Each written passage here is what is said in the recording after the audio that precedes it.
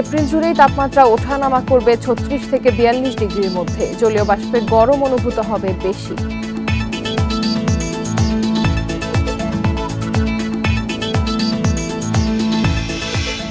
দুবাইয়ে নোঙর করার অপেক্ষায় এমভি আব্দুল্লাহ, পৌঁছাবে নির্ধারিত সময়ের আগেই।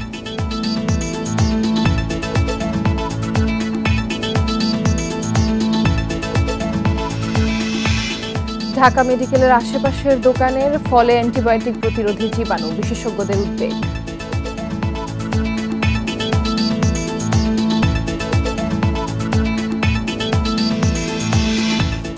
এলেঙ্গা থেকে রংপুর পর্যন্ত সড়ক প্রকল্পের সময় বাড়তে পারে, নির্মাণে ধীরগতি, জমি অধিগ্রহণে জটিলতা। স্বাগত ইন্ডিপেন্ডেন্ট সংবাদে, আপনাদের সাথে আছি আমি জান্নাতুল ফেরদৌস রুবা এবং আমি রাকিব আহমেদ। এতক্ষণ শিরোনাম শুনছিলেন, এবার যাব পুরো খবর। দেশ জুড়ে বইছে তাপপ্রবাহ, গরমে নাকাল জনজীবন।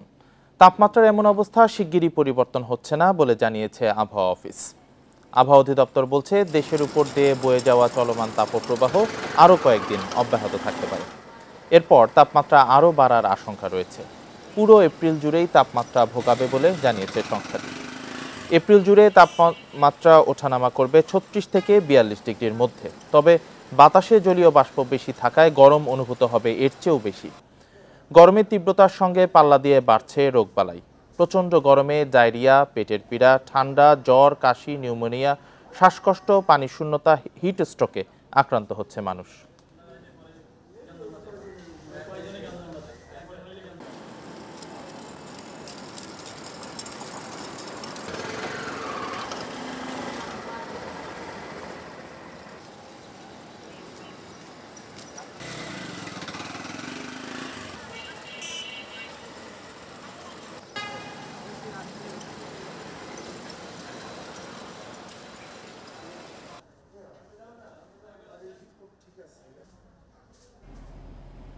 এ মাসে ৪২ ডিগ্রি পর্যন্ত তাপমাত্রা ওঠার পূর্বাভাস থাকলেও এরই মধ্যেই সীমা অতিক্রম হয়েছে। দেশের বেশিরভাগ জায়গায় সহসা বৃষ্টির সম্ভাবনাও দেখছে না আবহাওয়া অফিস। সিলেট ও চট্টগ্রাম অঞ্চলে কিছুটা বৃষ্টি হলেও তাতে উত্তাপ কমবে না। এদিকে রাজধানীতে মৌসুমের সর্বোচ্চ তাপমাত্রা মাপা হয় শনিবার ৪০.৪ ডিগ্রি সেলসিয়াস। এদিন ফকিরাপুলে হিট স্ট্রোকে আক্রান্ত হয়ে এক বৃদ্ধ মারা যান। ২০২৩ সালে দেশের সর্বোচ্চ তাপমাত্রা ছিল পাবনার ঈশ্বরদীতে ৪৩ ডিগ্রি সেলসিয়াস। সে সময় ঢাকায় সর্বোচ্চ তাপমাত্রা মাপা হয় ৪০.৬ ডিগ্রি। এবারও তাপপ্রবাহে পড়ছে রাজধানী। খুব প্রয়োজন ছাড়া ঘর থেকে বের হচ্ছেন না নগরবাসী। যারা সড়কে নামছেন তারা আখের রস কিংবা শরবতে স্বস্তি খুঁজছেন। তীব্র গরমে তো সবার অবস্থাই খুবই খারাপ, মানে অতিরিক্ত তাপমাত্রা, সবাই ঘামতেছি। সো এই গরমে মানুষ ঠান্ডা কিছু খাওয়াতেই স্বস্তি পাচ্ছে। একদম গরমে ক্লান্ত এবং মর্মাহত হয়ে আছি। আমরা গরমে খুব কষ্ট ভোগ করছি। চলাফেরা করা খুব দায়, খুব তাপপ্রবাহ চলতেছে। এটা খালি একটু ভালো লাগে আর কি কিছুক্ষণের জন্য। এবারের তাপপ্রবাহকে অতি তীব্র বলছে আবহাওয়া অফিস। রাজধানীতে মৌসুমের সবচেয়ে বেশি তাপমাত্রা রেকর্ড হয় শনিবার বিকেল ৩:৩০টায় ৪০.৪ ডিগ্রি সেলসিয়াস।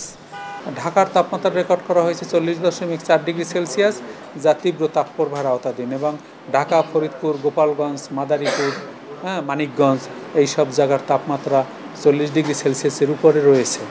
ভারী বৃষ্টি ছাড়া এই তাপমাত্রা কমবে না, তবে এখনই কোনো সম্ভাবনা দেখছে না আবহাওয়াবিদরা। জানান, সিলেট ও চট্টগ্রাম বিভাগে কিছুটা বৃষ্টি হলেও পরিস্থিতি পাল্টাবে না। নরসিংদীতে বৃষ্টি হয়েছে, নারায়ণগঞ্জেও বৃষ্টি হয়েছে, সিরাজগঞ্জে বৃষ্টি হয়েছে, ব্রাহ্মণবাড়িয়ায় বৃষ্টি হয়েছে, সিলেট এবং চট্টগ্রামের অনেক জায়গায় ক্ষুদ্র পরিসরে বৃষ্টি হয়েছে। কিন্তু এই বৃষ্টিটার স্থায়িত্বকাল যেহেতু আধা ঘন্টা থেকে ১.৫ ঘন্টা, সুতরাং এই হালকা শক্তিমাত্রার বজ্রঝড় বিদ্যমান তাপপ্রবাহকে কমিয়ে স্বস্তিদায়ক পরিস্থিতি সৃষ্টি করতে পারেনি। একই সময়ে বাতাসে জলীয় বাষ্প বেড়ে যাওয়ায় গরমের অনুভূতি বেশি হচ্ছে। মাস জুড়েই এ অবস্থা থাকবে বলে জানিয়েছে আবহাওয়া office. Adilur Rahman, Independent News, Dhaka. কয়েকদিন ধরে চুয়াডাঙ্গায় তাপমাত্রা রয়েছে ৪০ থেকে ৪২ ডিগ্রি সেলসিয়াস। শনিবার সেই রেকর্ড ভেঙেছে যশোর। সেখানে এই মৌসুমের সর্বোচ্চ তাপমাত্রা রেকর্ড করা হয়েছে ৪২.৬ ডিগ্রি। সারা দেশে তীব্র গরমে জনজীবন বিপর্যস্ত হয়ে পড়েছে। এদিকে হিটস্ট্রোকে পাবনা ও গাজীপুরে ২ জনের মৃত্যু হয়েছে। গেল কয়েকদিন ধরেই পাবনায় তীব্র তাপপ্রবাহ বইছে। সূর্যের প্রখর তাপে বিপর্যস্ত জনজীবন। অসহনীয় গরমে হিট স্ট্রোকে শহরের শালগাড়িয়ায় সুকুমার দাস নামে এক দোকানির মৃত্যু হয়েছে। ওনার আশপাশ থেকে যারা নিয়ে আসছে তারা বলছে যে উনি চা খাচ্ছিলেন, চা খেতে খেতে হঠাৎ করে মাথা ঘুরে পড়ে গেছে, তারপরে সাথে সাথে ওরা নিয়ে আসছে, কিন্তু যখন নিয়ে আসছে তখন অলরেডি আমরা দেখছি যে উনি মৃত। তীব্র তাপপ্রবাহের কারণে যশোরের তাপমাত্রার পারদ 40 ডিগ্রি ছাড়িয়েছে। শনিবার যশোরে সর্বোচ্চ তাপমাত্রা রেকর্ড হয়েছে 42.6 ডিগ্রি সেলসিয়াস। গরমের জন্য হাসপাস করছে, তাই ঠান্ডা হওয়ার জন্য কিছুটা আখের রস কিনে তৃপ্তি মেটানোর চেষ্টা করছে। যেরকম গরম সেইরকম কষ্ট, তাই সামাই জিরুচ্ছে। চুয়াডাঙ্গায় গত মঙ্গলবার থেকে শুক্রবার পর্যন্ত সর্বোচ্চ তাপমাত্রা রেকর্ড করা হয়েছে। তীব্র গরমের প্রকোপ থাকছে সারাদিন। দুপুরের পর থেকে ফাঁকা থাকছে রাস্তাঘাট। মাঠে যেসব শ্রমিক ভাইরা কাজ করছে বা আমরা যারা কাজ করছি ফিল্ডে, খুবই সমস্যা, কারণ আমরা কোথাও একটু যে 5 মিনিট দাঁড়াবো সেই ধরনের পরিস্থিতি নাই। প্রচণ্ড কষ্ট হয়, আমরা বের হয়ে আসলে 10টার পরে কাজ করতে হয়, এটা খুব গরমের কারণে সহ্য হয় না। কুমিল্লায় জ্বর, টাইফয়েড সহ নানা রোগে আক্রান্ত হয়ে হাসপাতালে ভিড় করছে শিশুরা। সুস্থ থাকতে সবাইকে বেশি পানি পানের পরামর্শ চিকিৎসকদের। হিট স্ট্রোক প্রতিরোধ করার জন্য আমাদের ব্যবস্থা নিতে হবে। আমরা বিনা প্রয়োজনে ঘরের বাইরে হব না, বেশি বেশি করে তরল জাতীয় খাবার খাবো। বাইরে যে রাস্তাঘাটে যে শরবতগুলো বিক্রি হচ্ছে এগুলো খাবো না। সুতি কাপড়, ঢিলা ঢালা কাপড় আমরা পরিধান করব। নওগাঁয় তীব্র তাপদাহে ঝরে পড়ছে আমের মুকুল, ফেটে চৌচির ফসলের মাঠ। সেচে বাড়তি পানির প্রয়োজন হওয়ায় খরচ বাড়ছে কৃষকের।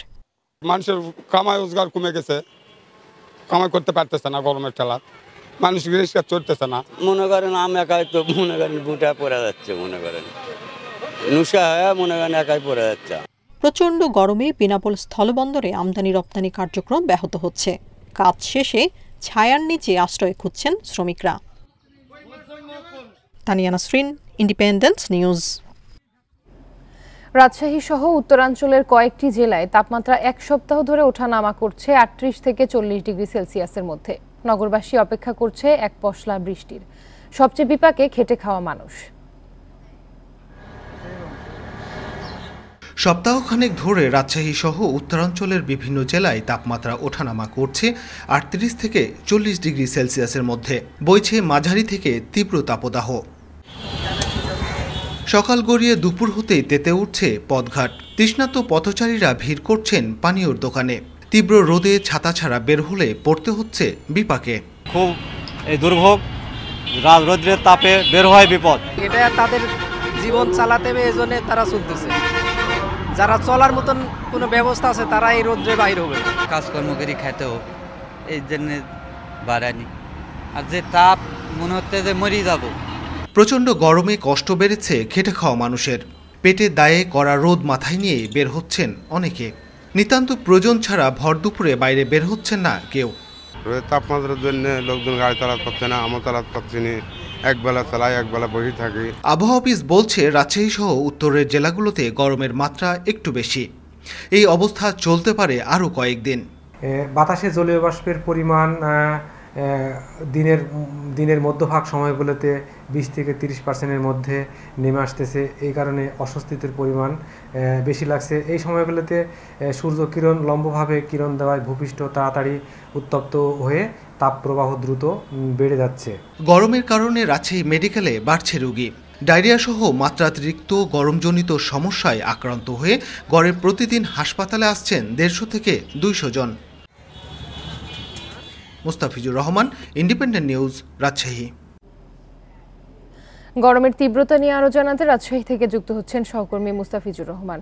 মুস্তাফিজ, রাজশাহীতে এখন তাপমাত্রা কেমন? আবহাওয়ার কি পূর্বাভাস পাওয়া গেছে?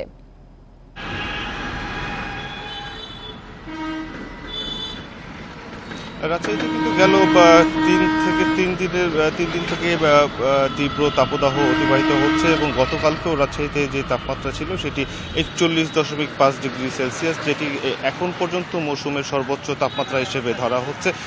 এছাড়াও আজকে আমাদের সকাল 7টার যে আপডেট আবহাওয়া অধিদপ্তর সেটি বলছে এখনই কিন্তু 27 ডিগ্রি সেলসিয়াস তাপমাত্রা এখন পর্যন্ত রয়েছে এবং আবহাওয়া অধিদপ্তরের যে কর্মকর্তারা রয়েছেন তারা কিন্তু বলছেন যে সকাল 7টায় যখন 27 ডিগ্রি সেলসিয়াস তখন সামনে আরও তো সময় রয়েছে, যার ফলে সূর্যের তাপমাত্রা যত সময় গড়াবে সূর্যের তাপমাত্রার পারদ কিন্তু আরও বাড়বে। অর্থাৎ গতকালকে যেমন 40 ডিগ্রি অতিবাহিত হয়েছে, অতিক্রম করেছে, অর্থাৎ আজকেও কিন্তু সেই ধরনের একটি পূর্বাভাস রয়েছে। আর সেই সাথে আগামী 4 থেকে 5 দিন রাজশাহী সহ উত্তরাঞ্চলে বৃষ্টিপাতের কোনো সম্ভাবনা নেই বলেও কিন্তু জানিয়েছেন আবহাওয়া অধিদপ্তর। এই যখন পরিস্থিতি, তখন রাজশাহী মূলত একদিকে যেমন শ্রমজীবী মানুষরা রয়েছেন তাদের দুর্ভোগ কিন্তু চরমে রয়েছে, কেননা গত কয়েকদিন থেকেই টানা আমরা দেখেছি যে মাঝারি থেকে তীব্র তাপদাহ অতিবাহিত হচ্ছে, যার ফলে যারা নিম্ন আয়ের মানুষ রয়েছেন, খেটে খাওয়া মানুষ রয়েছেন, দিনমজুর রয়েছেন, রিক্সা চালক যারা রয়েছেন, তাদের কিন্তু দুর্ভোগ সবচেয়ে বেশি, কেননা তারা এই তপ্ত রোদে তারা কিন্তু বের হতে পারছেন না। যদিও পেটের টানে বের হচ্ছেন, কিন্তু তারপরেও কিন্তু দেখা গেছে যে কিছুক্ষণ তারা রিক্সা চালিয়ে আবার দেখা গেছে কোথাও গাছের ছায়া বা অর্থাৎ শীতল একটু জায়গা খুঁজছেন, সেখানে তারা বিশ্রাম নিচ্ছেন। অপরদিকে রাজশাহী যেহেতু উত্তরাঞ্চল কৃষি প্রধান এরিয়া, এখানে যে এখন যে বোরোর আবাদ শুরু হয়েছে, অর্থাৎ এখন আমরা দেখেছিলাম যে জমিতে যে ধানগুলো রয়েছে, ধানগুলো কিন্তু এখন শীষে স্ফুটিত হচ্ছে। ঠিক এই সময় যখন তীব্র খরা পড়ছে, এর প্রভাব কিন্তু তার উপরে পড়বে এবং কৃষকদেরকে দেখেছি যে বাড়তি সেচ দিচ্ছেন। এর ফলে কৃষক যারা রয়েছেন, চাষিরা, তারা কিন্তু বারবার একটি কথা বলছেন, এই ধরনের আবহাওয়ার কারণে তাদের উৎপাদন যেমন ব্যাহত হবে, ঠিক সেভাবেই কিন্তু তাদের উৎপাদন খরচও কিন্তু বেড়ে যাচ্ছে, কেননা তাদের বাড়তি পরিচর্যা করতে হচ্ছে, অতিরিক্ত সেচ দিতে হচ্ছে, যার ফলে কিন্তু এর ক্ষতিকর প্রভাব পড়ছে। সেই সাথে রাজশাহী উত্তরাঞ্চল যেহেতু আমের জন্য একটি বিখ্যাত, আমের উপরেও কিন্তু একটি ক্ষতিকর প্রভাব পড়ছে, বিশেষ করে যে তীব্র তাপদাহ যাচ্ছে, এর ফলে কিন্তু আমের যে গুটি সেগুলো শুকিয়ে যাচ্ছে। এবার এমনি আম কম এসেছে, যেহেতু এবার অফ ইয়ার আমের মৌসুম হিসেবে ধরা হয়েছে, তারপরেও যখন এই তীব্র তাপদাহ চলছে, যার ফলে কিন্তু এর ক্ষতিকর পুরোটাই যে বৈরী আবহাওয়ার যে প্রভাব সেটি কিন্তু পুরোটাই পড়েছে, যার ফলে এবার রাজশাহীতে আমের উৎপাদন কাঙ্ক্ষিত লক্ষ্যমাত্রা অর্জিত হবে না বলে কিন্তু বলছেন যে কৃষি সম্প্রসারণ অধিদপ্তর, তারা বলছেন। সেই সাথে অপরদিকে যদি আমরা দেখি যে স্বাস্থ্য বিভাগের কথা যদি বলা হয়ে থাকে, রাজশাহী মেডিকেল কলেজ হাসপাতালে অর্থাৎ উত্তরাঞ্চলের সবচেয়ে বড় যে স্বাস্থ্যকেন্দ্র, সেখানে কিন্তু প্রতিনিয়ত রোগীর সংখ্যা বাড়ছে, বিশেষ করে গরমজনিত প্রভাবে বিভিন্ন রোগে আক্রান্ত হয়ে আমরা দেখেছি যে শুধু বয়স্ক বা মাঝের বয়সী নয়, শিশুরাও কিন্তু আসছেন। বিশেষ করে শিশু ওয়ার্ডের কথা যদি বলা হয়ে থাকে, তাহলে গড়ে এখানে 450 থেকে 500 রোগী কিন্তু ভর্তি হচ্ছে শুধুমাত্র এই গরমজনিত বিভিন্ন অসুখ বা রোগের উপসর্গ নিয়ে কিন্তু আসছেন এবং তারা ভর্তি হচ্ছেন। তো আবহাওয়াবিদ মুস্তাফিজ, গরমজনিত রোগের প্রকোপ অনেকটাই বাড়ছে, গরমের তীব্রতা নিয়ে রাজশাহী থেকে জানাচ্ছিলেন সহকর্মী মুস্তাফিজুর রহমান। তীব্র গরমের কারণে স্কুল কলেজের ছুটি 27 এপ্রিল পর্যন্ত বাড়ানো হয়েছে। শিক্ষামন্ত্রী জানিয়েছেন ক্লাস শুরু হবে 28 এপ্রিল। শিক্ষার্থীদের স্বাস্থ্য সুরক্ষায় সিদ্ধান্ত নেওয়া হয়েছে। শনিবার দুপুরে এ সংক্রান্ত নির্দেশনা দিয়েছে মন্ত্রণালয়। এদিকে তীব্র গরমে পরবর্তী ঘোষণা না দেওয়া পর্যন্ত জাতীয় বিশ্ববিদ্যালয়ে অধিভুক্ত সব কলেজে ক্লাস বন্ধ ঘোষণা করা হয়েছে। বৈশাখের শুরু থেকেই গ্রীষ্মের রুদ্ররূপ দেখেছে রাজধানী সহ সারা দেশ। তাপপ্রবাহে পড়ছে জনপদ। ঈদের ছুটি শেষে এই তীব্র গরমের মধ্যেই 21 এপ্রিল ক্লাস শুরু হওয়ার কথা ছিল, কিন্তু সারা দেশের তাপমাত্রা 40 ডিগ্রি সেলসিয়াসের ওপরে ওঠায় ছুটি বাড়ল আরও 7 দিন, অর্থাৎ স্কুল কলেজ বন্ধ থাকছে 27 এপ্রিল পর্যন্ত। আমরা স্বাস্থ্য মন্ত্রণালয়ের সুপারিশ ক্রমে এবং আবহাওয়া অধিদপ্তরের পূর্বাভাসের আলোকে আগামী কয়েকটা দিবস বিদ্যালয় বন্ধ রাখার সিদ্ধান্ত নিয়েছি। অবস্থার প্রেক্ষিতে একটা সিদ্ধান্ত, অবস্থার পরিবর্তন ঘটলে আমরা সেটা আবার পুনর্বিবেচনা করব। এদিকে অতিরিক্ত গরমে প্রয়োজন ছাড়া ঘর থেকে বের না হওয়ার পরামর্শ দিয়েছেন চিকিৎসকরা। বয়স্ক শিশুদের প্রতি বিশেষ যত্ন নিতে বলছেন স্বাস্থ্যমন্ত্রী। আমরা আরও 1 সপ্তাহ স্কুলগুলোকে বন্ধ করার নির্দেশ দিচ্ছি। সুতরাং এবং আমাদের কিছু নির্দেশনা আছে স্বাস্থ্য অধিদপ্তর থেকে, সেগুলো সব জায়গায় দেওয়া হবে যেন বয়স্ক এবং শিশুদের জন্য, যেন যারা বয়স্ক এবং শিশু তারা যেন প্রয়োজন না থাকলে ঘরের বাইরে না যায়। এবার তাপমাত্রা আরও বাড়ার আশঙ্কা করছেন আবহাওয়াবিদরা। গত বছরও গরমের কারণে স্কুল কলেজ বন্ধ রাখা হয়েছিল। আল আমদ হোসেন, ইন্ডিপেন্ডেন্ট নিউজ, ঢাকা। তীব্র গরমে দুর্বিষহ জীবন, ঘরে বাইরে কোথাও যেন শান্তি নেই। একটু স্বস্তির পরশ পেতে এসি, এয়ার কুলার এবং ফ্রিজের বিক্রি বেড়েছে। এখন এসি ফ্রিজের দোকানে বেশ ভিড়। বিক্রেতারা জানিয়েছেন এবার তীব্র গরমে এসি ফ্রিজের চাহিদা বেড়েছে 30%। বেসরকারি চাকুরিজীবী নাভিদ আলম বৃদ্ধ মায়ের জন্য এসেছেন এসি কিনতে। জানালেন এবারের গরম অসহ্য, বাসার শিশু ও বয়স্করা কষ্ট পাচ্ছেন। ওয়েদারের যে কন্ডিশন, তাতে এবার অলরেডি ধরুন 40+ এরকম টেম্পারেচার দেখা যাচ্ছে। সো আমার বাসায় যেমন 2টা বাচ্চা আছে, প্লাস হচ্ছে আমার মা আছে। সো এইবার এসিটা বেসিক্যালি আসলে আমার মায়ের রুমের জন্যই কেনা। নাভিদ আলমের মতো তীব্র গরম থেকে একটু স্বস্তি পেতে অনেকেই ভিড় জমাচ্ছেন এসির দোকানে। দেশের বাসাবাড়িতে 1.5 থেকে 2 টনের এসির চাহিদা বেশি। কম আয়ের মানুষের পছন্দ এয়ার কুলার, পাশাপাশি ফ্রিজ, ফ্যানের বিক্রিও বেড়েছে। তো মধ্যবিত্তের জন্য আসলে দামটা যদি আরেকটু কম হতো তাহলে আমাদের জন্য ভালো হতো আর কি। বাজার সংশ্লিষ্টরা বলছেন, গত বছরের একই সময়ের তুলনায় চলতি মৌসুমে এসির চাহিদা 25 থেকে 30% বেড়েছে। অলরেডি শোরুমগুলোতে সাজানো হয়েছে। তো গত বছরের তুলনায় আমরা 50% মতো আমরা বেশি বিক্রি পাচ্ছি আর কি। বিক্রেতারা জানালেন, তাপমাত্রা বৃদ্ধির পাশাপাশি মার্চ থেকে এসির বিক্রি বেড়েছে। তবে ক্রমাগত মূল্যস্ফীতির কারণে অনেকে নির্দিষ্ট বাজেটে এসি ফ্রিজ কিনতে পারছেন না। এজন্য লাভ কমিয়ে বিশেষ মূল্য ছাড় দিয়ে বিক্রি বাড়াচ্ছে কোম্পানিগুলো। দেশি প্রোডাক্টের প্রতি কাস্টমাররা বেশি ঝুঁকে পড়ছে। ওয়ারেন্টি গ্যারান্টি ক্লেমের একটা বিষয় আছে, যেটাতে দেশি কোম্পানিগুলো খুব তাড়াতাড়ি যে কাজগুলো করে দেয়। এয়ার কুলার এবং আমাদের যে চার্জার ফ্যান এবং সাথে যে আমাদের সিলিং ফ্যান, আমাদের ওয়াল ফ্যান সহ যে অন্য প্রোডাক্টগুলো আমাদের মাশাআল্লাহ ভালো সেল হচ্ছে। এটা স্পেশাল ডিসকাউন্ট অফার চলতেছে, তো সেক্ষেত্রে কাস্টমার অনেক স্যাটিসফাইড। সংশ্লিষ্ট কোম্পানিগুলো জানিয়েছে, বছরে এসির বাজার 6,000 কোটি টাকা। এবার বাসাবাড়ির জন্য 6.5 লাখ এসি বিক্রি হতে পারে। একরামুল ইসলাম, ইন্ডিপেন্ডেন্ট নিউজ, ঢাকা। তীব্র দাবদাহের মধ্যে সারা দেশে দীর্ঘ সময় লোডশেডিং দেখা দিয়েছে। এতে ফসলের ক্ষেতে পর্যাপ্ত সেচ দিতে পারছেন না কৃষকেরা। ব্যাহত হচ্ছে বোরো আবাদ। ফলন কমার শঙ্কার পাশাপাশি উৎপাদন খরচ বেড়ে যাওয়ার দুশ্চিন্তায় পড়েছেন কৃষকেরা। গরমে গ্রাম থেকে শুরু করে বন্দর শহর সবখানে চলছে লোডশেডিং। বোরো ধানে সেচ দিতে না পারায় দুশ্চিন্তায় কৃষকরা। শেরপুরে বিদ্যুৎ বিভাগের চাহিদা 60 মেগাওয়াটের বিপরীতে পাওয়া যাচ্ছে 25 থেকে 28 মেগাওয়াট। আর পল্লী বিদ্যুতের চাহিদা 80 মেগাওয়াটের বিপরীতে সরবরাহ 50 মেগাওয়াটের কম। এতে হচ্ছে লোডশেডিং, জমিতে সেচ দিতে পারছেন না কৃষকরা।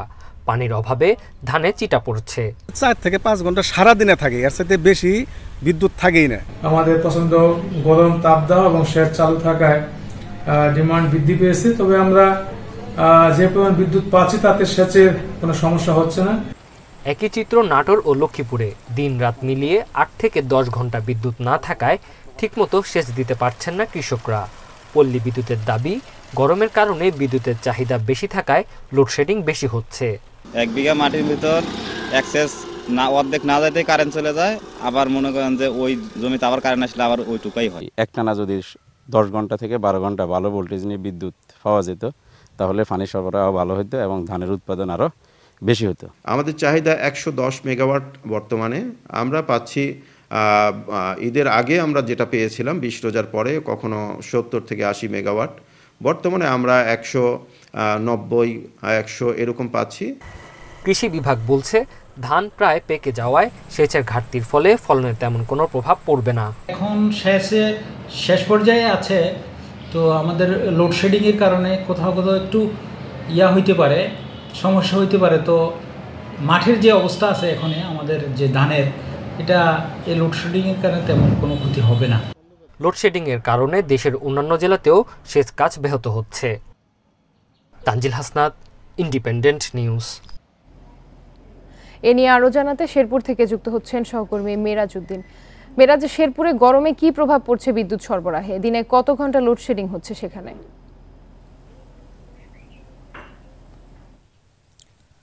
সীমান্তবর্তী শেরপুর জেলায় এবছর 91,942 হেক্টর জমিতে বোরো ধানের আবাদ করা হয়েছে। আর শেরপুর জেলা কিন্তু ইতিমধ্যেই আপনারা জানেন যে শেরপুর ধান উৎপাদনের জন্য একটা উৎকৃষ্ট জেলা এবং এখানকার কৃষকরা কিন্তু প্রতি বছর ধানের আবাদ করে থাকে সাধারণত। এবং এই জায়গায় ইতিমধ্যেই কিন্তু বিদ্যুতের ব্যাপক ক্রাইসিস দেখা দিয়েছে। বিশেষ করে পল্লী বিদ্যুতে প্রায় 10,000-এরও বেশি সেচ যন্ত্র রয়েছে এবং এগুলো পল্লী বিদ্যুতের সাহায্যে কিন্তু সেচ প্রদান করা হয়ে থাকে। এবং পাশাপাশি আরেকটা বিষয় আমি আপনাকে বলে রাখতে চাই যে ইতিমধ্যেই কিন্তু আগাম জাতের কিছু ধান ধান পেকে গেছে, আর পাশাপাশি বেশ কিছু জমিতে থুর ধান এবং এই ধানগুলি বের হচ্ছে। আবার অন্যান্য জমিগুলোতে কিন্তু আসলে ধান বের হয়েছে, কিন্তু এখন দানা হওয়ার কথা।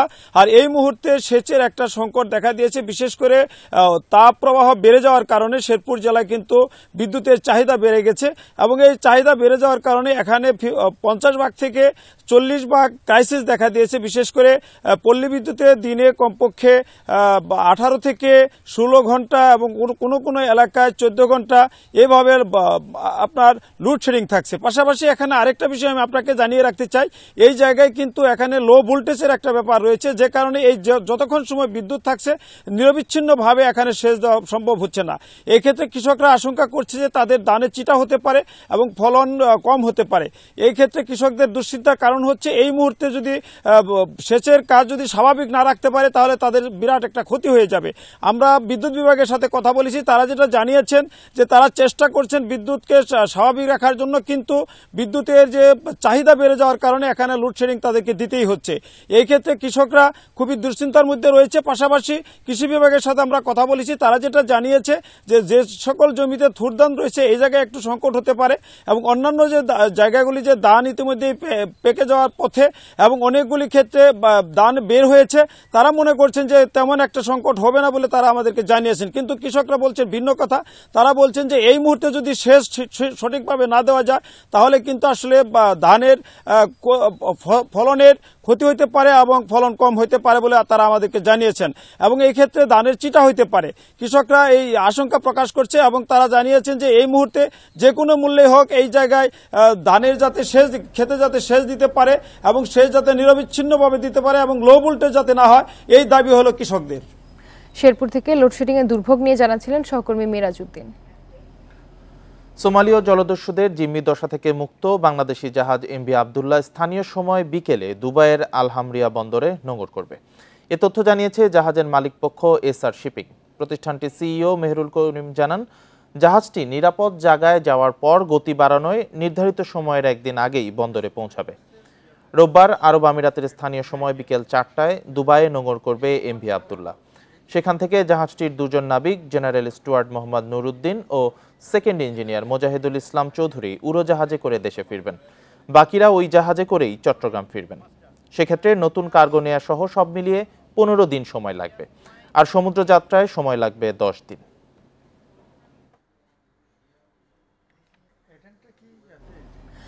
সোমালি জলদস্যুরা ধেয়ে আসছে দেখে একজন বাদে অন্য সব নাবিক বাংলাদেশি জাহাজ এমভি আবদুল্লাহর সুরক্ষিত নিরাপত্তা কক্ষ বা সিটাডলে আশ্রয় নিয়েছিলেন। কিন্তু জাহাজের উপরিভাগ বা ব্রিজে থাকা সেকেন্ড অফিসারের নামতে কয়েক মিনিট দেরি হয় অস্ত্রের মুখে গোটা জাহাজই জিম্মি করে নেয় জলদস্যুরা। ইন্ডিপেন্ডেন্ট টেলিভিশনে এই তথ্য দিয়েছেন জাহাজের ক্যাপ্টেন আব্দুর রশিদ।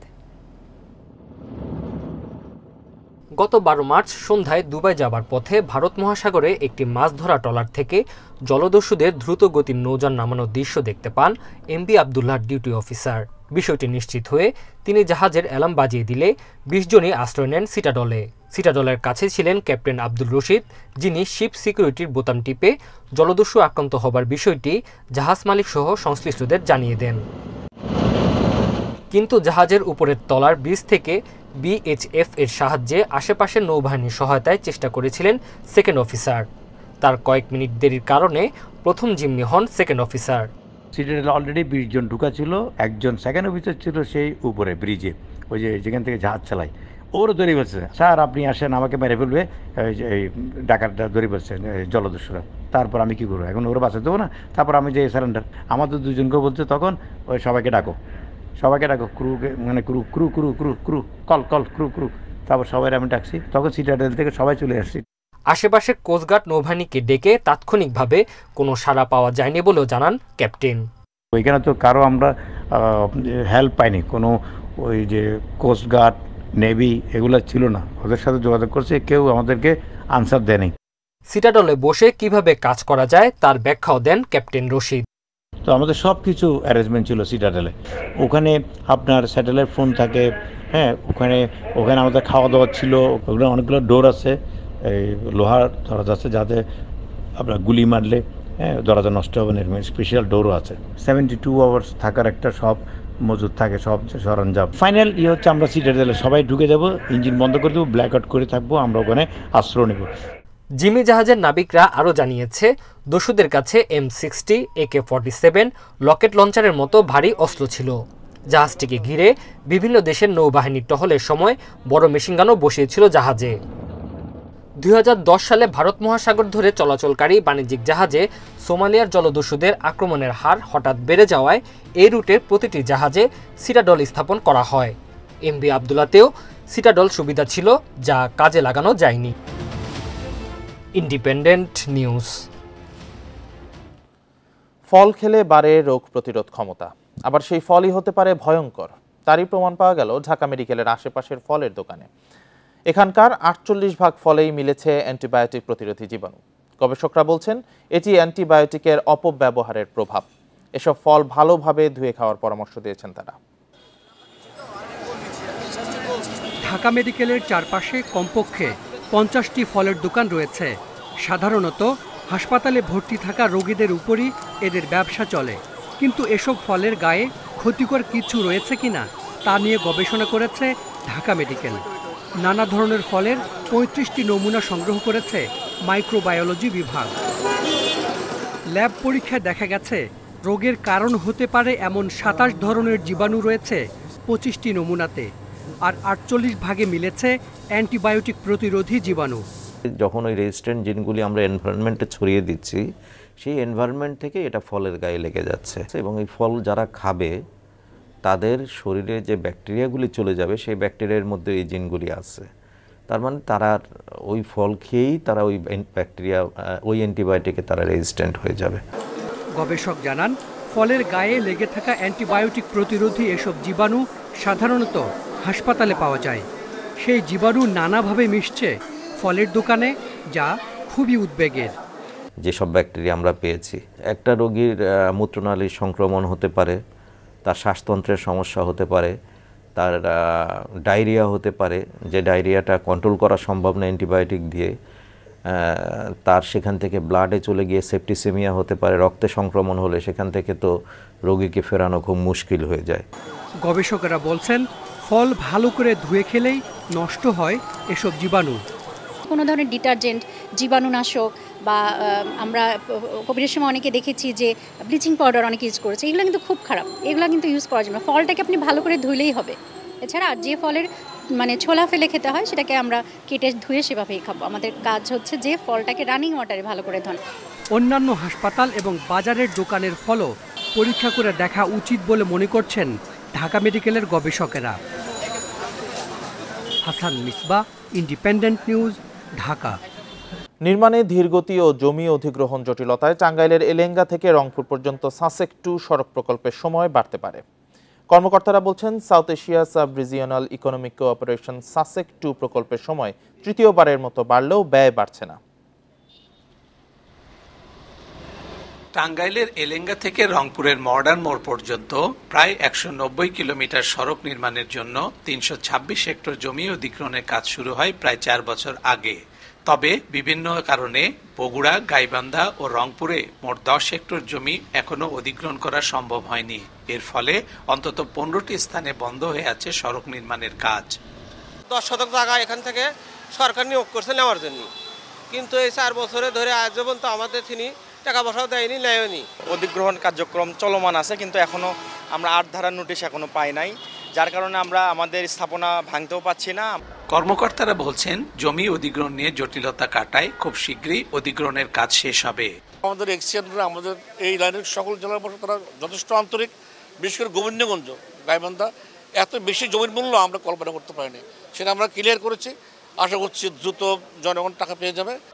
প্রায় 16,000 কোটি টাকা ব্যয়ে 2019 সালে শুরু হওয়া সাসেক 2 প্রকল্পের কাজ শেষ হবার কথা ছিল 2023 সালে। তবে করোনা মহামারী সহ নানা কারণে এবছরের জুন পর্যন্ত বাড়ানো হয় প্রকল্পের মেয়াদ। তবে নির্মাণে ধীরগতির কারণে প্রায় 20% কাজ এখনো বাকি। মহাসড়কের কাজ শেষ করতে প্রকল্পের মেয়াদ বাড়ানোর বিকল্প নেই বলছেন কর্মকর্তারা। 190 কিলোমিটারের মধ্যে অধিকাংশ কাজ আমাদের শেষ হয়ে যাবে। আমাদের শুধু 3টা জায়গায় কাজ একটু বাকি থাকবে, সেটা হচ্ছে যে গোবিন্দগঞ্জ, আমাদের হাজিকামরুল ইন্টারচেঞ্জ আর এলেঙ্গা। এই 3টা জায়গায় আমরা জমিটা একটু পরে বুঝে পেয়েছি। প্রকল্পের কাজ শেষ হলে 6 লেনের প্রশস্ত মহাসড়কে গাজীপুরের চন্দ্রা থেকে রংপুরে পৌঁছানো যাবে 5 ঘন্টারও কম সময়ে। Hasibur Rahman, Independent news, Sirajganj. হরিণ ও ময়ূর বিক্রির উদ্যোগ নিয়েছে রাজধানীর মিরপুরের জাতীয় চিড়িয়াখানা কর্তৃপক্ষ। অবকাঠামোর তুলনায় এসব প্রাণীর সংখ্যা বেড়ে গেছে, তাই বিক্রির এ উদ্যোগ নেওয়া হয়েছে। অন্যদিকে আকর্ষণ বাড়ানোর জন্য শিম্পাঞ্জি ও গরিলা কিনতে চায় চিড়িয়াখানা। ইতোমধ্যে এই সম্পর্কে একটি চাহিদাপত্র মন্ত্রণালয়ে পাঠানো হয়েছে। 2015 সালের জুলাইয়ে একমাত্র শিম্পাঞ্জিটি মারা যায় জাতীয় চিড়িয়াখানায়। এরপর থেকে শিম্পাঞ্জি শূন্য চিড়িয়াখানা, আর গরিলা দেশের চিড়িয়াখানার ইতিহাসে কখনো ছিল না। চিড়িয়াখানা সমৃদ্ধ করতে এবার শিম্পাঞ্জির সাথে গরিলাও কিনতে চায় কর্তৃপক্ষ, আর বিক্রি করতে চায় হরিণ ও ময়ূর। মজুদ থাকা সাপেক্ষে আমরা চিত্রা হরিণ এবং ময়ূর এই 2টা প্রাণী আমরা বিক্রি করছি সরকার নির্ধারিত মূল্যে। সরকার নির্ধারিত বলতে আমরা হরিণের জন্য প্রতিটা হরিণের মূল্য 50,000 টাকা এবং প্রতিটা ময়ূরের মূল্য 25,000 টাকা। এক জোড়া হরিণ কিনতে 1 লক্ষ টাকা আর এক জোড়া ময়ূর কিনতে গুনতে হবে 50,000 টাকা। হরিণ কিনতে বন বিভাগের ছাড়পত্র লাগলেও ময়ূর কিনতে কোনো ছাড়পত্র লাগবে না। শুধুমাত্র লালন পালনের জন্যই হরিণ শুধু বিক্রি নিতে পারবে, এখান থেকে কিনতে পারবে। অন্য কোনো উদ্দেশ্যে যদি থাকে সেটা সম্ভব না। আর এই ব্যাপারটা দেখভাল করেন বন বিভাগ। বর্তমানে 135 প্রজাতির 3,380টি প্রাণী রয়েছে চিড়িয়াখানায়, যার মধ্যে 287টি হরিণ, 197টি ময়ূর আছে। রিশাদ হুদা, ইন্ডিপেন্ডেন্ট নিউজ, ঢাকা। শুষ্ক মৌসুমে উপকূলের লবণাক্ত পতিত জমিতে রিলে পদ্ধতিতে গম উৎপাদনের প্রযুক্তি উদ্ভাবন করেছেন স্বাধীনতা পুরস্কারপ্রাপ্ত বিজ্ঞানী ডক্টর মৃন্ময় গুহ নিয়োগী। সম্প্রতি বরগুনার তালতলীতে গবেষণা চালিয়ে সফল হয়েছেন তিনি। এই পদ্ধতিতে গম উৎপাদনে লাভবান হতে শুরু করেছেন কৃষকরা। জলবায়ু পরিবর্তনের প্রভাবে বরগুনার উপকূলীয় অঞ্চলে 4,39,000 হেক্টর জমি শুষ্ক মৌসুমে 6 থেকে 7 মাস পতিত থাকে। এই সময় বেকার থাকে এলাকার কৃষকরা। পতিত জমিতে গম চাষের জন্য প্রায় 6 বছর গবেষণা চালিয়ে সফল হয়েছেন স্বাধীনতা পদকপ্রাপ্ত বিজ্ঞানী ডক্টর মৃন্ময় গুহ নিয়োগী।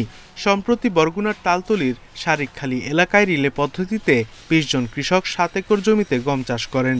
এই পদ্ধতিতে 1 বিঘা পতিত জমিতে 5,000 টাকা খরচ করে 10 মণ গম পাওয়া যাচ্ছে, যার মূল্য 20,000 টাকা। 5-7 দিন মিশির পেয়েছে পর গমটা সুন্দর অঙ্কুর দিয়ে উঠছে। তারপর আমরা সার মারলাম, সার মারার পর 2-4 দিন পরই আমি একটা সেচ দিয়েছি। সেচ দেওয়ার পর 1 সপ্তাহ পর দেখি কি যে মেঘের মতো সোনার ফসল হয়ে উঠতে আছে, তখন মনটা একটা খুব আনন্দিত লাগে। ধান ক্ষেতের ভিতরে গমটা ফেলাইছে, গমটা ফেলানে সার দিছে, পানি দিছে, এই জন্য খুব ভালো হয়েছে। খরচ অনেক কম। আমি বলবো প্রতি জমিতে বিনা চাষে কৃষক একটা বাড়তি ফসল ধানের পরে পেল। এই বিজ্ঞানীর দাবি, রিলে পদ্ধতিতে গম ফসল চাষাবাদ ছড়িয়ে দিতে পারলে উপকূলের 4,39,000 হেক্টর পতিত জমিতে 13 লাখ টন গম উৎপাদন সম্ভব। একদম প্রতি জমিতে যে আমি প্রায় 3 টন পার হেক্টর বা প্রতি বিঘাতে 10 মণ বা 400 কেজি গম পাচ্ছি, এটা বিশাল একটা বিষয়। ধানের জমিতে ধান যখন শেষ পর্যায়ের দিকে যায়, কাটার উপযোগী হওয়ার 15-20 দিন আগেই হয়তো বা 20-25 দিন আগে যদি আমরা এই গমটা ভেজা মাটিতে ফেলতে পারি, তাহলে ধান কাটার পরে গমের গাছগুলো তখন তৈরি হতে পারে। দেশে প্রতি বছর 75 লাখ গমের চাহিদা থাকলেও উৎপাদন হয় 11 থেকে 12 লাখ টন গম। Independent news. মালয়েশিয়ায় বাংলাদেশি শ্রমিক শোষণ ও নির্যাতনে দুদেশের প্রভাবশালী সিন্ডিকেটকে দুষছেন বিশেষজ্ঞরা। তারা বলছেন, এ চক্র নিয়ন্ত্রণে প্রয়োজন রাজনৈতিক সদিচ্ছা। আর ত্রুটিপূর্ণ সমঝোতা চুক্তি শ্রমিক শোষণের অন্যতম কারণ বলছে রিক্রুটিং এজেন্সিদের সংগঠন বায়রা। এর আগে এক বিবৃতিতে শ্রমিকদের মানবাধিকার রক্ষায় জরুরি পদক্ষেপ নিতে মালয়েশিয়া সরকারের প্রতি আহ্বান জানায় জাতিসংঘ। সৌদি আরবের পর মালয়েশিয়া বাংলাদেশের সবচেয়ে বড় শ্রমবাজার। বর্তমানে 12 লাখের বেশি কর্মী রয়েছে দেশটিতে। উন্নত জীবনের আশায় বড় অঙ্কের অর্থ দিয়ে মালয়েশিয়া গেলেও অনেকে কাজ না পেয়ে কাটাচ্ছেন মানবেতর জীবন। শুক্রবার এ নিয়ে উদ্বেগ জানিয়েছে জাতিসংঘ। সংস্থাটির এক বিবৃতিতে বলা হয়েছে, মালয়েশিয়ায় বেশিরভাগ বিদেশি শ্রমিক কর্মহীন, গ্রেপ্তার ও নির্যাতনের শিকার হচ্ছেন। জাতিসংঘের বিশেষজ্ঞরা বলছেন, শ্রমিকদের ভুয়া নিয়োগ দিয়ে প্রতারণা করছে মালয়েশিয়া ও বাংলাদেশের কর্মকর্তা সহ প্রভাবশালী কিছু চক্র। পরিস্থিতি মোকাবেলায় জরুরি পদক্ষেপ নিতে মালয়েশিয়ার সরকারের প্রতি আহ্বান জানিয়েছে জাতিসংঘ। রাজনৈতিক সদিচ্ছা ছাড়া দোষীদের আইনের আওতায় আনা সম্ভব নয় বলছেন অভিবাসন বিশেষজ্ঞরা। মুষ্টিমেয় কিছু রিক্রুটিং এজেন্সি এই ব্যবসাটিকে নিয়ন্ত্রণ করছে। এখন সেটিকে পাশ কাটিয়ে যাওয়া আবার সরকারের পক্ষেও কিছুটা কঠিন। যেই ব্যক্তি এটার সাথে জড়িত থাকুক না কেন, তিনি যতই ক্ষমতাধর হন না কেন, সেটা মালয়েশিয়ায় হোক বা বাংলাদেশে হোক, তাদের বিরুদ্ধে আইনানুগ ব্যবস্থা নেওয়া হবে। এখন পর্যন্ত কিন্তু এটি সমাধানের চেষ্টার মধ্যে আইনানুগ ব্যবস্থা নেওয়া হয়নি। আর বাইরা বলছে, মালয়েশিয়া ও বাংলাদেশের মধ্যে হওয়া ত্রুটিপূর্ণ সমঝোতা চুক্তি শ্রমিক শোষণের অন্যতম কারণ। তাদের পছন্দ মতো বাংলাদেশের রিক্রুটিং এজেন্সিকে 10 জনকে নিয়োগ দেবে। তো এখন মালয়েশিয়া সরকার কিভাবে আমাদের দেশের রিক্রুটিং এজেন্সিকে চিনবে, এটা আজ পর্যন্ত বোধগম্য হয় নাই। যদি ক্লজটা এভাবেই দিত যে বাংলাদেশ সরকারের মনোনীত 10 জনকে আমরা দেব, সেটাও একটা কথা থাকতে পারতো। তো এটা একটা অদৃশ্য কারণ, ঠিক বুঝে নেবেন কেন, কারণ মানি টক্স, মাল্টিপল বেনিফিশিয়ারি। দেশটিতে উচ্চ অভিবাসন ব্যয়ের জন্য দুদেশের সিন্ডিকেটকে দুষছে বাইরা। সুলতানা জাহান মিতু, ইন্ডিপেন্ডেন্ট নিউজ, ঢাকা। কিশোরগঞ্জের ঐতিহ্যবাহী পাগলা মসজিদের দান বাক্সে এবার মিলেছে 7,78,67,537 টাকা, বিপুল পরিমাণ স্বর্ণালংকার ও বিদেশি মুদ্রা। গত 4 মাস 10 দিনে এই অর্থ ও স্বর্ণ জমা হয়। ভক্তদের দানের অর্থ সাধারণত জেলার বিভিন্ন মসজিদ, মাদ্রাসা ও এতিমখানার উন্নয়ন এবং গরিব মেধাবী ছাত্রদের জন্য ব্যয় করা হয়। তবে এবার মসজিদের স্থানে একটি আন্তর্জাতিক মানের কমপ্লেক্স বানানোর কাজে এই টাকা ব্যয় হবে। শনিবার কিশোরগঞ্জের ঐতিহ্যবাহী পাগলা মসজিদে দানবাক্স খোলা হয় 4 মাস 10 দিন পর। মোট 10টি দানবাক্স খুলে পাওয়া যায় 27 বস্তা টাকা। প্রায় 150 মাদ্রাসা ছাত্র ও শিক্ষক এবং 70 জন ব্যাংক কর্মকর্তা টাকা গোনার কাজে অংশ নেন। টাকা ছাড়াও দান হিসেবে মিলেছে বিদেশি মুদ্রা, স্বর্ণ ও রূপার অলংকার। অনেকের বিশ্বাস, পাগলা মসজিদের নিয়তে মানত করলে রোগবালাই দূর হয় ও মনোবাসনা পূর্ণ হয়।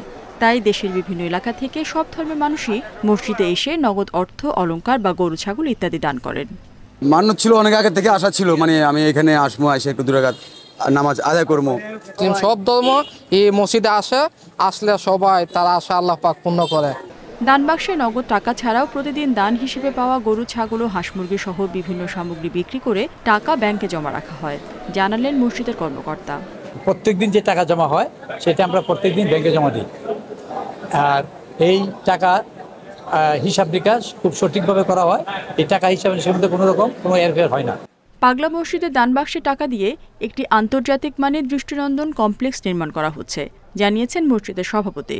আমাদের আগামী মাসেই পরামর্শক নিয়োগ ইনশাআল্লাহ চূড়ান্ত হবে। এরপরে মসজিদের মূল যে ডিজাইন, সেই ডিজাইনের কাজে আমরা হাত দিব। আর এটাতে আমাদের সবারই আন্তরিকতা রয়েছে, সবারই সহযোগিতা রয়েছে। এর আগে গত ডিসেম্বরের 9 তারিখে মসজিদে দান বাক্স খোলা হয়। সে সময় 3 মাস 20 দিনে জমা হয়েছিল 6,32,51,423 টাকা, বিদেশি মুদ্রা ও স্বর্ণ ও রূপার অলংকার। Independent news. এই ছিল এখনকার সংবাদে। ইন্ডিপেন্ডেন্ট টেলিভিশনের সব খবর আরও বিস্তারিত জানতে চোখ রাখুন ফেসবুক, ইউটিউব, এক্সে। ধন্যবাদ সবাইকে।